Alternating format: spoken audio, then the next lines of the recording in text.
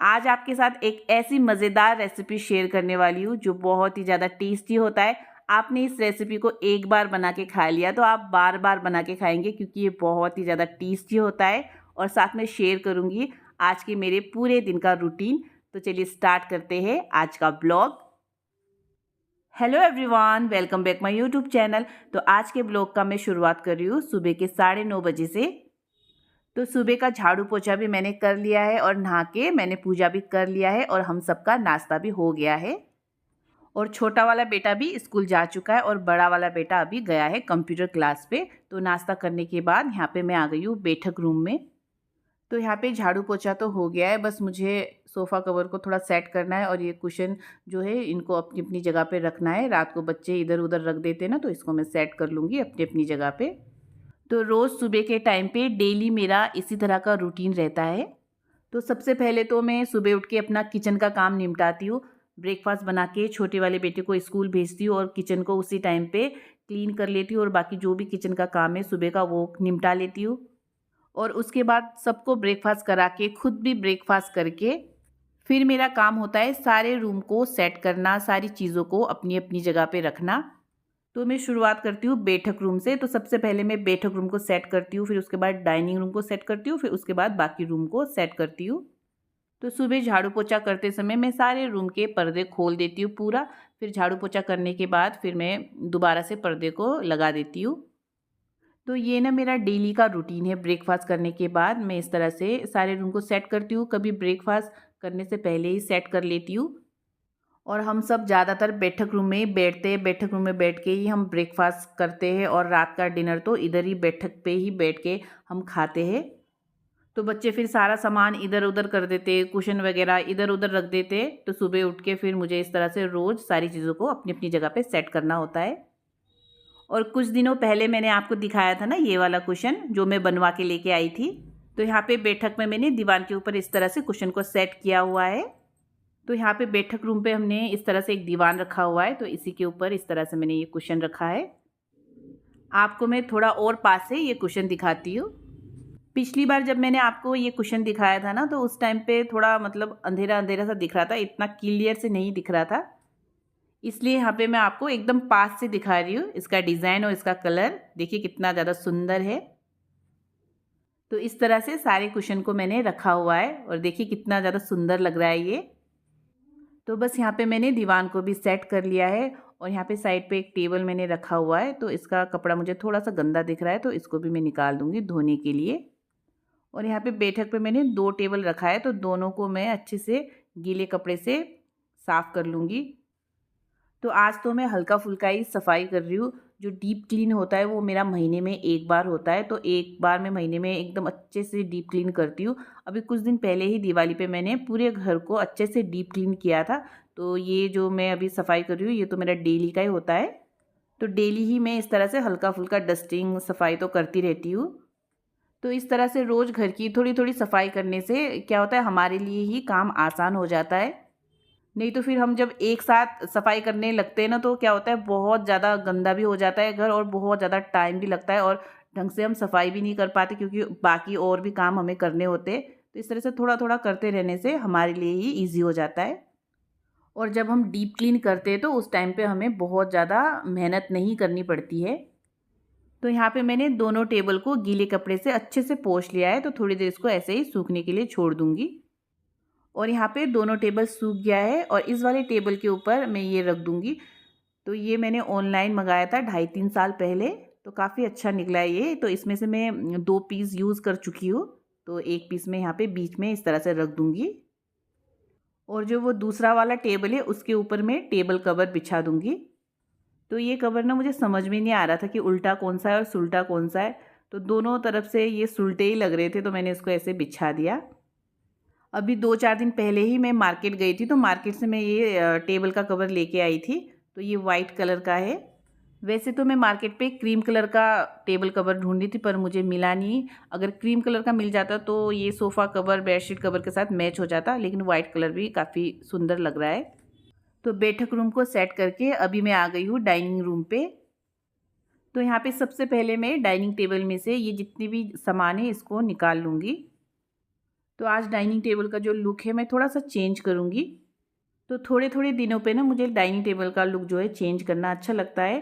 तो जो ये कपड़ा है इसको मैं निकाल लूँगी, ये थोड़ा सा गंदा भी हो गया है तो इसको मुझे धोना भी है। तो यहाँ पे सबसे पहले मैं गीले कपड़े से पूरे डाइनिंग टेबल को अच्छे से पोंछ लूँगी।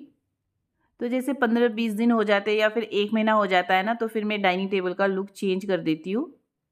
लेकिन उससे पहले सारी चीज़ों को अच्छे से क्लीन करना ज़रूरी है। तो यहाँ पे मैं डाइनिंग टेबल और सारे चेयर को अच्छे से पहले क्लीन कर लूँगी। तो यहाँ पे मैंने डाइनिंग टेबल को अच्छे से साफ़ कर लिया है। तो ये वही है जो मैंने अभी सेंटर टेबल पे बिछाया था ना, तो उसी में से एक पीस निकाल के मैं यहाँ पे डाइनिंग टेबल पे भी बिछा दूँगी। तो इसमें ना 6 पीस आए थे तो काफ़ी अच्छा ये निकला। तो इस तरह से यहाँ पे मैं बिछा दूँगी और बीच में मैं एक कलश रख दूँगी। तो इसमें मैंने पानी भर दिया है और ये फ्रेश फूल मैं अपने गमलों से तोड़ के लेके आई हूँ। इन फूलों को मैं कलश में डाल दूँगी और मुझे ना आर्टिफिशियल से ज़्यादा इसी तरह से फ्रेश ओरिजिनल प्लांट फूल रखना पसंद है। तो इसी तरह से मैं अपने डाइनिंग टेबल पे, किचन पे ओरिजिनल फूल प्लांट रखती हूँ। किचन पे भी मैं हमेशा ओरिजिनल प्लांट रखती हूँ। तो देखिए कितना ज़्यादा सुंदर लग रहा है ना ये। और कलश के साथ में ये कलरफुल बोतल भी रख दूँगी। तो ये बोतल भी बहुत ज़्यादा सुंदर लगता है देखने में।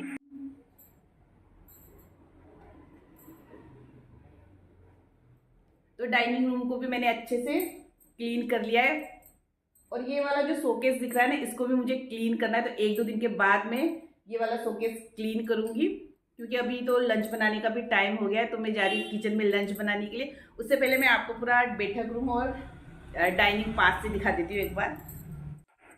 तो यहाँ पे मैंने डाइनिंग रूम को भी अच्छे से क्लीन कर लिया है और डाइनिंग टेबल का ये है लुक। तो यहाँ पे मैंने कलश और कलरफुल बोतल इस तरह से रखा हुआ है और यहाँ पे बैठक रूम को भी मैंने अच्छे से क्लीन कर लिया है। तो पास से एक बार मैं आपको बैठक रूम भी दिखा देती हूँ।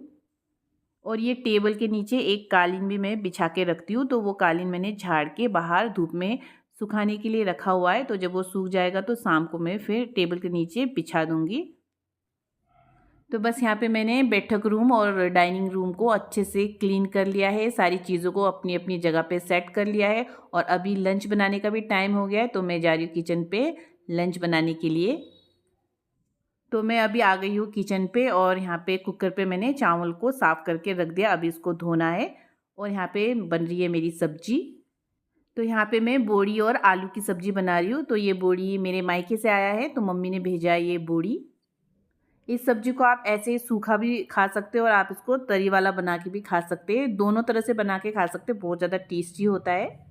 तो मैं थोड़ा सा तरी वाला बना रही हूँ। तो मैंने इस पर 1 गिलास पानी डाल दिया है। तो इसको थोड़ी देर मैं ढक्कन लगा के पकने के लिए छोड़ दूँगी।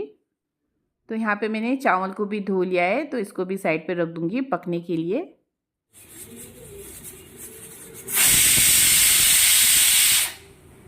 तो यहाँ पे मैंने लंच बना के भी तैयार कर लिया है और अभी मैं लगाने लगी हूँ लंच की थाली। तो यहाँ पे मैंने प्लेट पे चावल डाल दिया है और इस पे डाल रही हूँ मैं बोड़ी की ये तरी वाली सब्जी। ये सब्जी इस तरह से बना के खाने से ना बहुत ज़्यादा टेस्टी लगती है। तो दाल की भी ज़रूरत नहीं पड़ती है।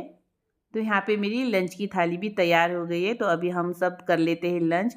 आपसे मिलती हूँ मैं लंच करने के बाद थोड़ी देर के बाद। तो लंच करने के बाद थोड़ी देर आराम करने के बाद अभी मैं आपसे मिल रही हूँ शाम के टाइम पे। तो अभी शाम के 3:30-4 बजे का टाइम है। तो यहाँ पे बाहर मैं आपको अपना गमला दिखा रही हूँ। तो अभी कुछ दिनों पहले जो मैं नर्सरी से गेंदे के पौधे लेके आई थी ना, जिसमें छोटे छोटे कली थे उस टाइम पे। तो अभी देखिए कितने अच्छे से फ्लावरिंग हो रही है सब पौधों पे। और इस साइड पे भी देखिए कितनी अच्छे से फ्लावरिंग हो रही है सब पे। और सारे पौधों पे ना बहुत सारे कली भी आ रहे हैं। तो अभी इसमें और भी ज़्यादा फ्लावरिंग होगा। और इस साइड पे मैंने कुछ गमलों पे इस तरह से जेरेनियम के पौधे लगा दिए हैं। तो अभी मुझे नर्सरी जाने का टाइम नहीं मिला है। तो मैं 2-4 दिनों में नर्सरी पे जाके और भी इस सीज़न के फूल लेके आऊँगी। तो यहाँ पे मेरी शाम की चाय भी बनके तैयार हो गई है और थोड़ी देर बैठ के मैं अपना चाय इंजॉय करती हूँ। फिर उसके बाद आपके साथ एक बहुत ही ज़्यादा मज़ेदार रेसिपी मैं शेयर करने वाली हूँ। और हमारे देहरादून पे भी ठंड अब धीरे धीरे और ज़्यादा बढ़ता जा रहा है। अभी इस महीने तो फिर भी इतना ज़्यादा ठंडा नहीं हुआ है। सुबह शाम को तो ठंड है, लेकिन दिन में इतना ठंडा नहीं होता है। लेकिन अगले महीने दिसंबर से तो बहुत ही ज़्यादा ठंडा हो जाएगा, क्योंकि दिसंबर और जनवरी के महीने में हमारे यहाँ पे तो बारिश भी होती है और फिर धूप भी नहीं निकलती है कितने दिनों तक, तो बहुत ही ज़्यादा ठंडा होता है। तो यहाँ पे मैंने अपना चाय भी पी लिया है। तो चलिए अब चलते हैं किचन की तरफ। और आज मैं आपके साथ चिकन छोइला की रेसिपी शेयर करने वाली हूँ।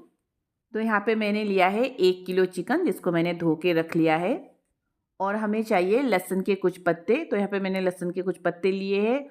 और चाहिए हमें धनिया पत्ता भी, तो धनिया पत्ता और लहसुन के पत्ते को मैंने अच्छे से धो के रख लिया है। तो यहाँ पे ये सारी चीज़ें भी हमें चाहिए। तो इस पर मैंने लिया है 3 प्याज मीडियम साइज़ के, जिसका मैंने छिलका उतार लिया, और 2 टमाटर और 3 से 4 हरी मिर्ची, और यहाँ पे 6 से 7 सूखी हुई लाल मिर्ची, और 3-4 कलियाँ लहसुन के, और 1 नींबू।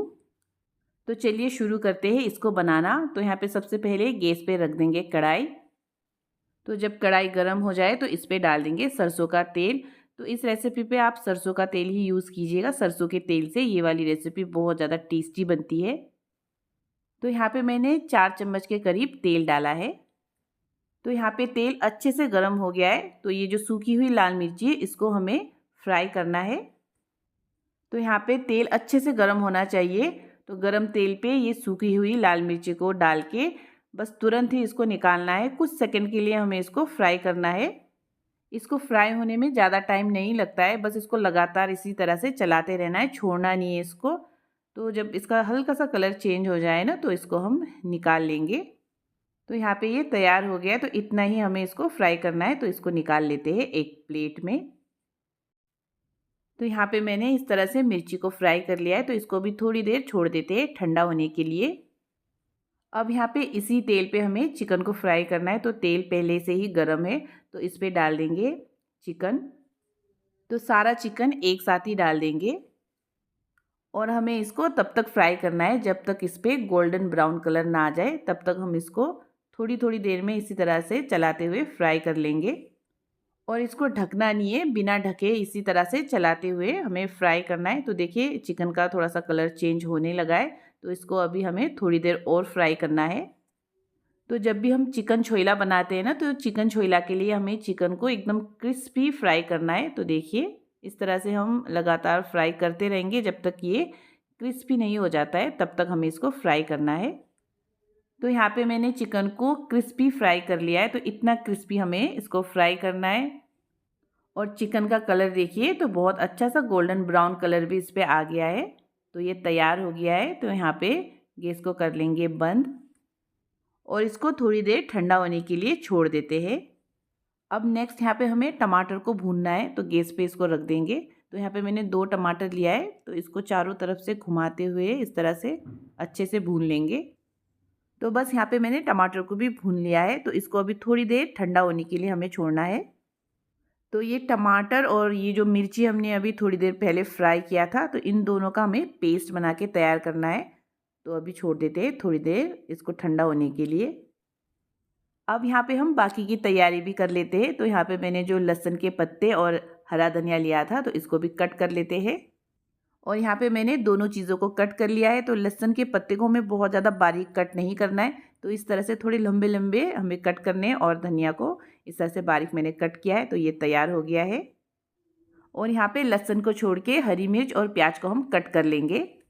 यहाँ पे मैंने प्याज और हरी मिर्च को इस तरह से कट कर लिया है। तो प्याज को इस तरह से लंबे लंबे शेप में कट किया है, और हरी मिर्च को बारीक बारीक इस तरह से कट किया है। तो बस यहाँ पे मैंने सारी चीज़ों को कट करके तैयार कर लिया है। तो सारी चीज़ों को मैं एक ही प्लेट में रख दूँगी यहाँ पे, ताकि जब मैं सारी चीज़ों को मिक्स करूँ तो मुझे आसानी हो। अब नेक्स्ट यहाँ पे हम तैयारी कर लेंगे पेस्ट बनाने की। तो यहाँ पे टमाटर और सूखी हुई लाल मिर्च और लहसुन का हमें पेस्ट बना के तैयार करना है। तो इस पर डाल देंगे ये 3-4 कलियाँ लहसुन के, और लहसुन को थोड़ा सा दरदरा हमें कूटना है। ये पूरा पेस्ट हमें थोड़ा सा दरदरा बना के तैयार करना है। आप चाहे तो मिक्सी पे भी इसको पीस सकते हैं। अगर आप मिक्सी पे इसको पीस रहे तो थोड़ा सा दरदरा रखिएगा। लहसुन को कूटने के बाद फिर इस पे डालेंगे ये सूखी हुई लाल मिर्ची, जिसको हमने फ्राई करके रखा था। तो मिर्ची को भी यहाँ पे हम कूट लेंगे। तो इसको भी दरदरा हमें कूटना है। तो आप इस पेस्ट को ना चटनी की तरह भी यूज़ कर सकते हैं, पेस्ट की तरह भी यूज़ कर सकते हैं। जैसे हम घर पे टमाटर की चटनी बनाते हैं ना, तो बस वैसे ही ये बनता है। बस इसमें क्या होता है, लाल मिर्ची को हमें पहले फ्राई करना होता है, फिर कूटना होता है। और जो हम रेगुलर चटनी बनाते हैं ना घर पे टमाटर की, उसमें हम लाल मिर्ची को भूनते नहीं इस तरह से, बस इतना फ़र्क है। और टेस्ट की बात करूँ तो जो नॉर्मल चटनी हम टमाटर की बनाते हैं ना, उससे कहीं ज़्यादा टेस्टी इस तरह से लाल मिर्ची को भून के इस तरह से कूट के बनाने से ना बहुत ज़्यादा टेस्टी चटनी बनता है। तो यहाँ पे मैंने लाल मिर्ची और लहसुन को दरदरा कूट लिया है।